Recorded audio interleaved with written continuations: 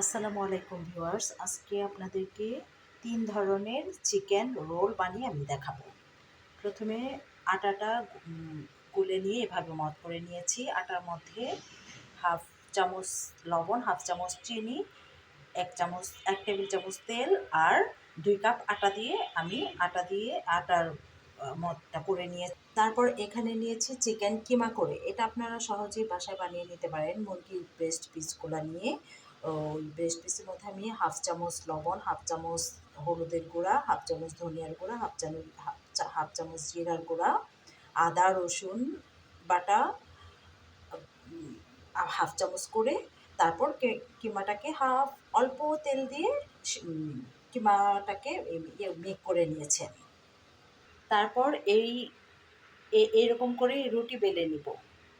রুটি বেলে নিয়ে আমি কিমা দিয়ে দিলাম, দিয়ে ২ সাইড থেকে এভাবে বন্ধ করে দিচ্ছি। এ সাইড থেকে বন্ধ করে দিচ্ছি, দিয়ে এখন এটাকে রোল বানিয়ে নিব। এই যে রোল বানিয়ে নিলাম, আমার এক ধরনের চিকেন রোল হয়ে গেল। এটা আপনারা এখন ইচ্ছা করলে ডিমে চুবিয়ে ব্রেড কাম দিয়ে খেতে পারেন বা এভাবেও থাকতে পারে, কোনো সমস্যা নেই। আচ্ছা, এখন আমি পরের স্টেপটা দেখাচ্ছি। আচ্ছা, আমি আরেকটা রুটি বেলে নিলাম। বেলে নিয়ে এটাকে মাঝখান দিয়ে চাকু দিয়ে কাটলাম। কেটে এই পিসটাকে আমি আরেকটা পিসের উপরে দিয়ে দিলাম। দিয়ে মাঝখানে আমি এখন চিকেন কিমাটা দিব। চিকেন কিমা দেওয়ার পর এইরকম হবে। অনেকেই স্কোয়ার শেপ করে কেটে নেয়, আমি কেটে নিচ্ছি না। আগে হলো আমি নিচের পার্টটা দেব। নিচের পার্টটা এভাব থেকে এ পাশে আনবো, এই পার্টটা এখান থেকে এই পাশে লাগিয়ে দেবো হালকা পানি দিয়ে। তারপর হলো এই পাশটা লাগিয়ে দিলাম, এখন নেক্সট পার্টটা লাগিয়ে দিলাম।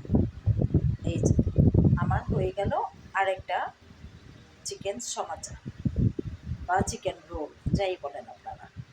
এখন দেখাবো ৩ নাম্বারটা। আবার আমি আরেকটা রুটি বেলে নিলাম। এখন এটাকে ৪ ভাগ করে নিব। এই যে আমি ৪টা ভাগ করে ৪টার মধ্যে চিকেন পুর বসিয়ে দিলাম। তারপর এটা ভাঁজ করে নিচ্ছি। একটা আগে বানিয়ে দেখাই। ভাঁজ করে নিয়ে এভাবে এটাকে বন্ধ করে দিলাম।